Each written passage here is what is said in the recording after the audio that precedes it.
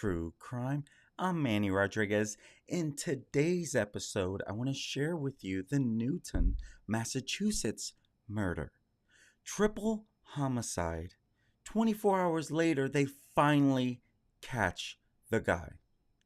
And worse yet, this couple was renewing their vows on their 50th anniversary. They never made it to the church, and that's what caught everyone's attention. Let's go ahead and dive into what we know into the Newton, Massachusetts murders.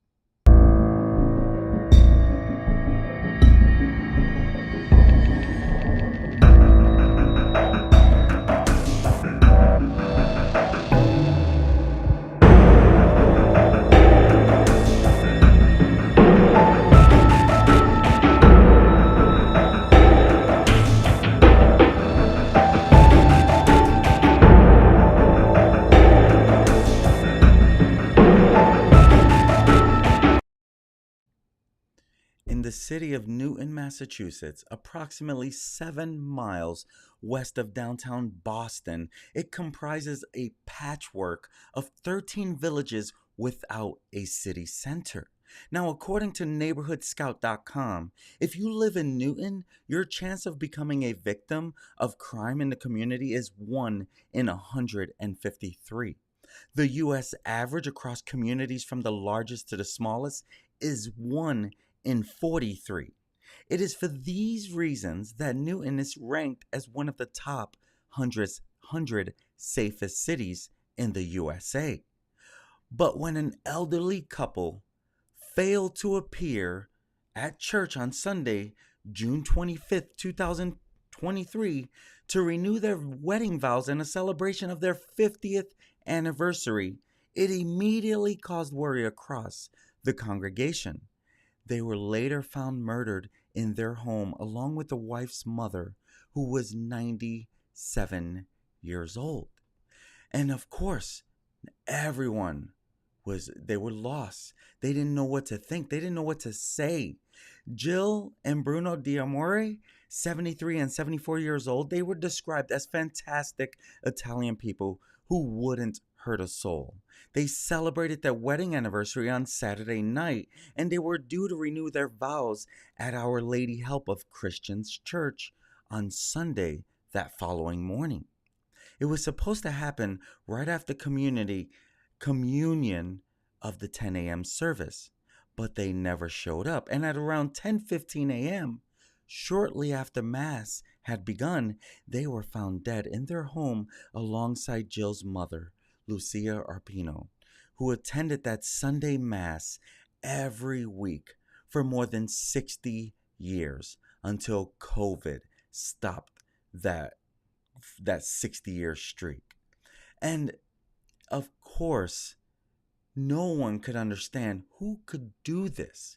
You see, the three, they were said to have died of stab wounds and blunt force trauma, and there were signs that the house, which was located in Newton, Massachusetts, had been broken into.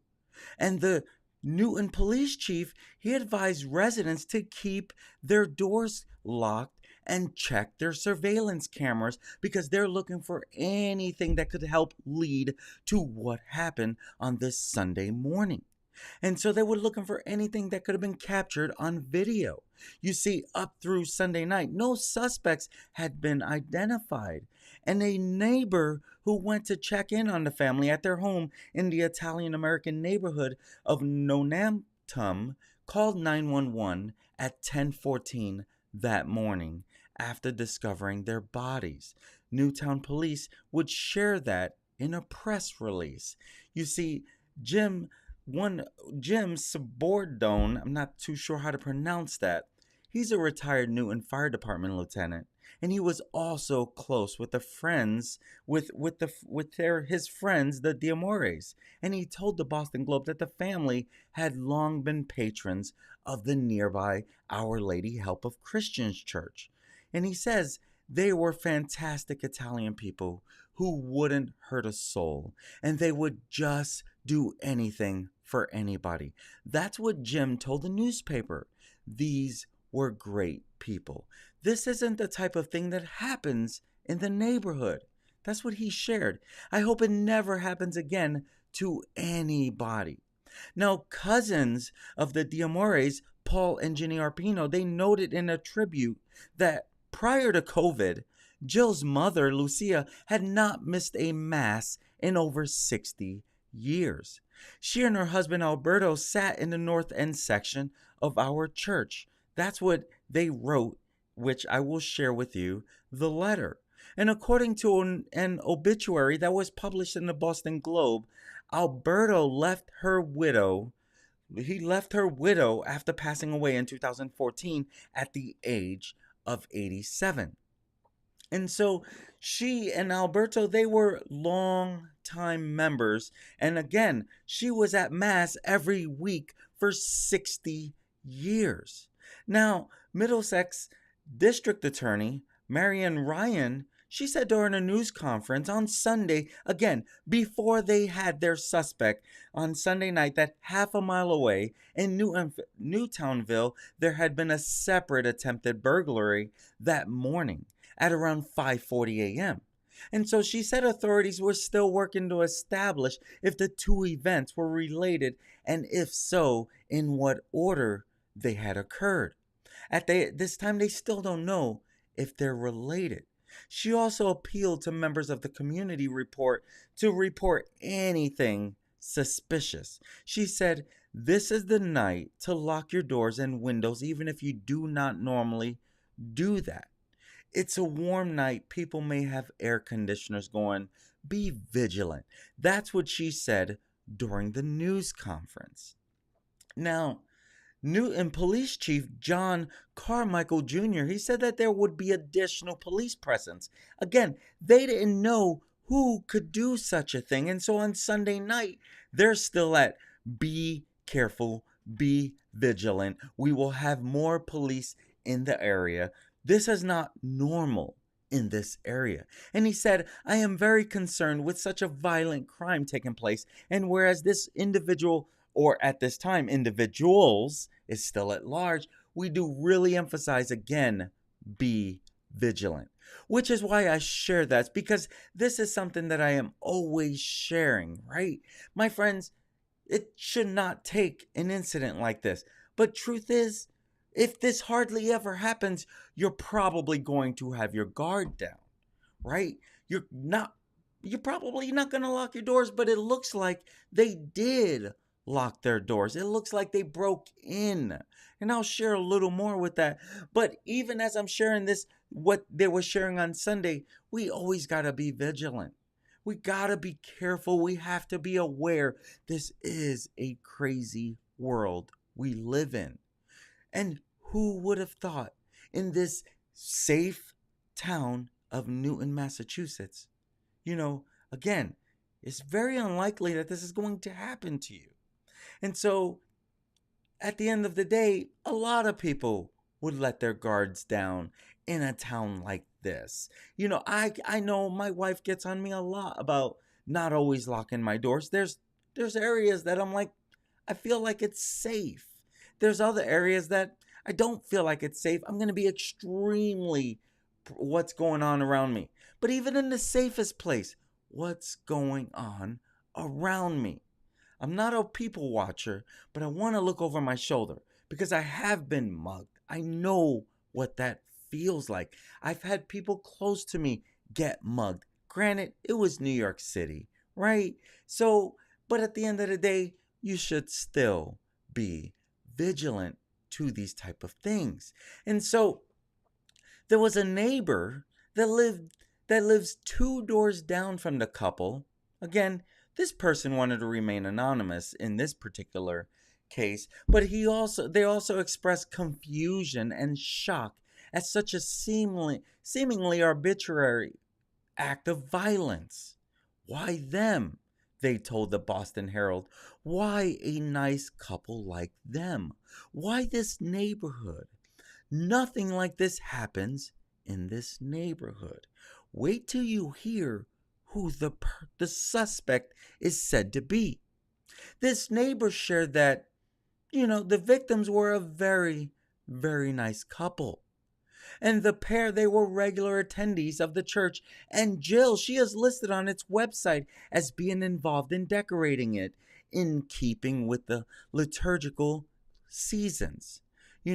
Their faithful seasons and being loyal to the seasons.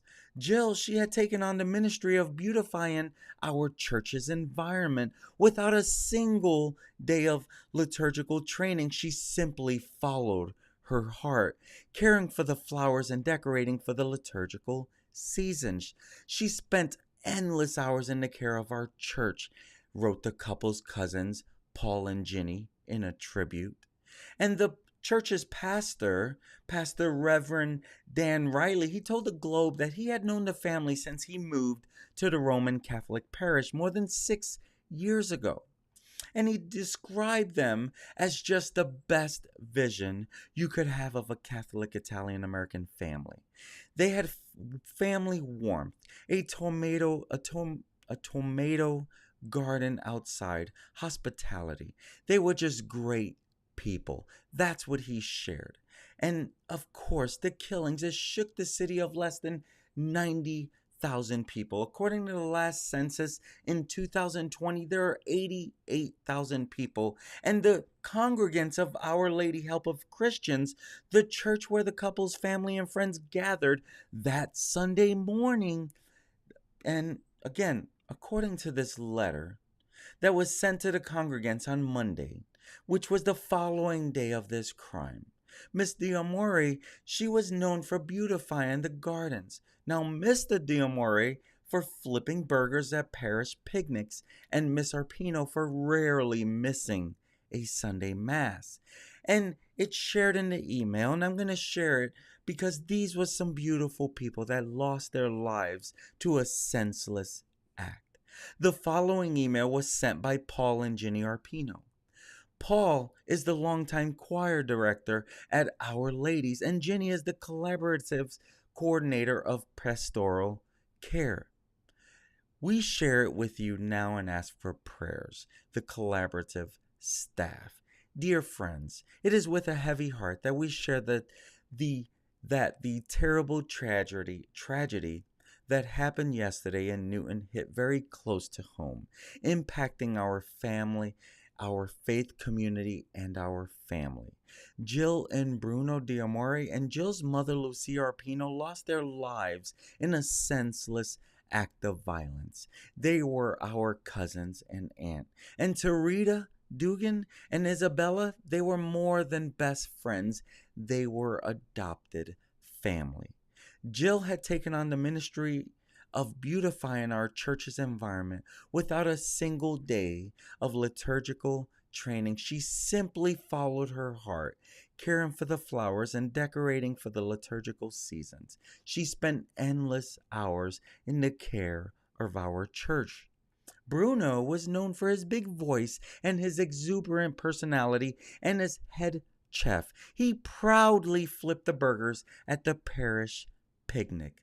Lucia, until COVID, never missed a 10 a.m. Mass. For over 60 years, she and her husband Alberto sat in the north end section of our church. Lucia will be especially missed on the upcoming Our Lady of Mount Carmel Festa weekend as she faithfully walked in that procession through the streets of Nonamtum well into her 90s. Many in our faith community are grieving this great loss. We ask for your prayers for them, most especially for their 3 children and their 5 grandchildren, Peace, Paul, and Ginny. Rest in peace to these 3 amazing individuals who were taken from this world way too soon. And then, that same day, a neighbor gets arrested in this random killing of the elderly couple who were stabbed to death in their Massachusetts home before they got the chance to renew their wedding vows. Christopher Ferguson, 41 years old, has been arrested on Monday evening in connection to the triple homicide in Newton. The day of this recording, this live video streaming, which of course you can watch it tomorrow, which is like recording, is being done on Tuesday, June 27th. This man, Christopher Ferguson, was charged with one count of murder and other counts, though prosecutors say more charges are pending. Authorities on Monday described the scene as bloody, with clear indications that the D'Amores, who are both in their 70s, put up a fight in an attempt to stop their murderer.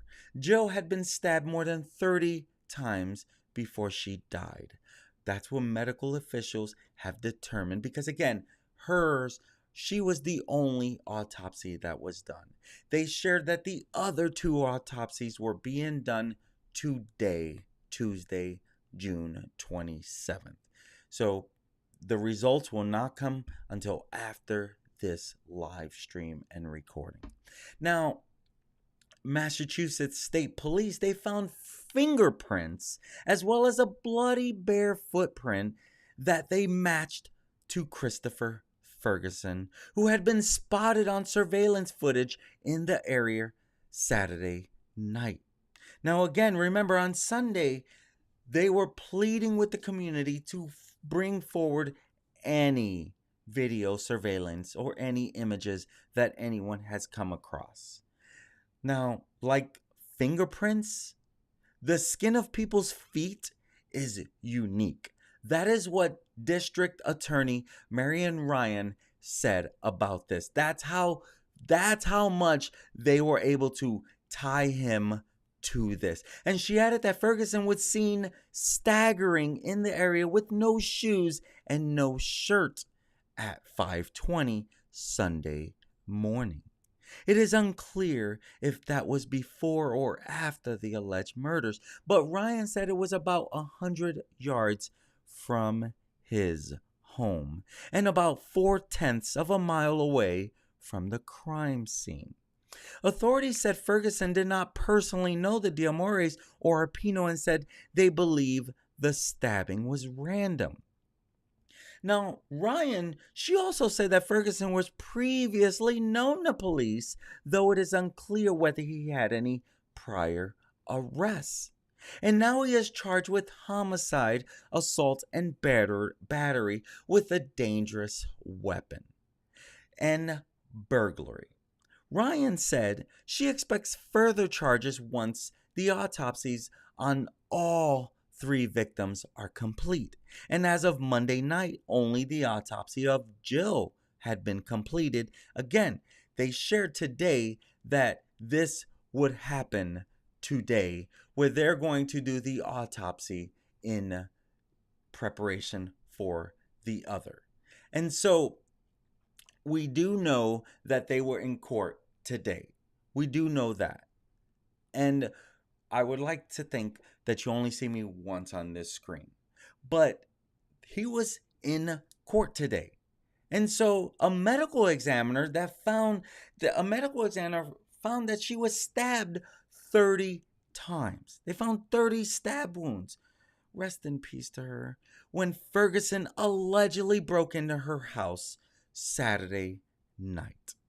And so that's where it's like he was in front of he himself. I did not see him when you're seeing what I saw today. He was back there in shackles. I did hear the shackles, but the male is his attorney. The female, I believe, is the prosecutor, one of the prosecutors or something like that, district attorneys in this case. I kind of forget, my apologies on that. But I don't always have notes on every single thing. And I'm trying to remember as I watch a lot of things and follow a lot of things and what comes to me as I'm sharing the story with you. But he was in court today for his preliminary or whatever it's called. You know, they get that day in court. But they brought forth the things that I'm sharing with you, what they found in this. And they're asking for no bail. And even if that's the defense, was like, we don't object to that. We just want everything to be to be open-minded, to have his fair day in court. But they did say he pleads not guilty. I don't understand that. I don't understand that. How is that possible? How's that possible? Right? That he can plead not guilty and they have all this DNA. I don't know. But everyone gets their fair day, or they plead to avoid something bigger. And so now we wait to see what they're going to say in reference to that. But see, literally, there was blood that was found all over the place. It was a bloody crime scene. And police on the scene found a screen window that was torn in the basement and blood on the ground. They also found a blood-stained knife in the kitchen. There was also apparently there was some signs of a struggle, broken furniture, a crystal paperweight covered in blood. I mean, you can kind of put two and two together on what that could mean. Who that was on, we do know it was a bloody crime scene. Beware, this is ugly, right? I should have said that earlier on. I'm sorry. Investigators said that they even matched a bloody footprint from the scene to the suspect. So think about that. I mean, he does not have much to go on. Now, Ferguson, he is in the hospital, and as Miss Ryan shared, but it is unclear what injuries that he may have. My guess is, again, if you stab even one person 30 times, that is going to leave marks on him. So I'm sure he's probably getting treated for that. But it's unclear. They are not sure what injuries that he may have sustained in this altercation. Again, he was arraigned only today. And so in his arraignment, you can see there was family in there. There was people in there. There are hurt individuals all in this that they want to know, why did this senseless act occur? And so he was arraigned today. Now, the victims, they were discovered on Sunday morning. Again, around 10:15 by someone who knew them and immediately called 911. Now, Mrs. Ryan said that she cannot remember another time that a triple murder took place in Newton. That's how long it's been. And again, Newton's only about close to 10 miles outside of Boston, maybe 7 miles to the west side of Boston. So this is not the norm. And so after a delay, we don't know what the delay was. There was a delay in his arraignment today. It was originally scheduled for early in the morning. Then it was pushed back to later in the day. And so the community, they were on edge for 24 hours before this arrest was finally announced, right? Because investigators said that it appears the killings were part of a random botched home invasion. That's what they first said. That's what they were asking. Any video, anything that you may have. They wanted anything that they could get out of this.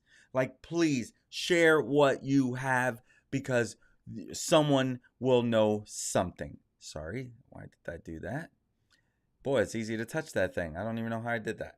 But they wanted to know, check your videos, check your cameras, check anything that you have. And as a lot of us know, people have Ring doorbells all over. Literally, right? They have Ring doorbells all over. You're not going to walk down a block without a camera being on you, I don't think. But James Bishop, a neighbor who lives around the corner, said that he will have to rethink his security after this attack. He says, it kind of made me think a little bit, re-examine how you protect yourself. You see my point? We always have to be on the lookout as to what could go wrong in this crazy world we live in. Because truth is, my friends, it is a crazy world we live in. And what we want to know now is, what else is behind this? This is still a developing story. At the end of the day, we're going to know more? Was he on some type of stuff? Was he going through a mental health disaster? What could bring a neighbor to do this? What would bring. Again, he didn't have any shoes on. That's how they were also able to tie this to him. So when you stop and you think about what could go, like, okay, right now it definitely ties him to it. Does anything else possibly make sense? But 3 innocent lives were taken. Why? Why? We'll never have those answers because it's been happening before any of us came into this world, and it's going to be going on before any of us leave this world. What I want to share with you is we have to be careful because at the end of the day, we're not innocent from any of this, right? Whether it's us having to be aware of our surroundings or losing our cool and doing the unthinkable. You know, I don't know what makes a person do that. I've had my moments where I can like, man, that was an ugly moment, a regretful moment. But truth is, I've never thought of doing anything that can lead to someone else losing their life. So I don't know what brings a person to that moment. But my friends, if that sounds like you and you have a temper and you have that I could lose my cool in that snap of a minute, I want to challenge you to face it. I'm Manny Rodriguez. This has been another episode of Deep True Crime. Until next time, my friends. Peace.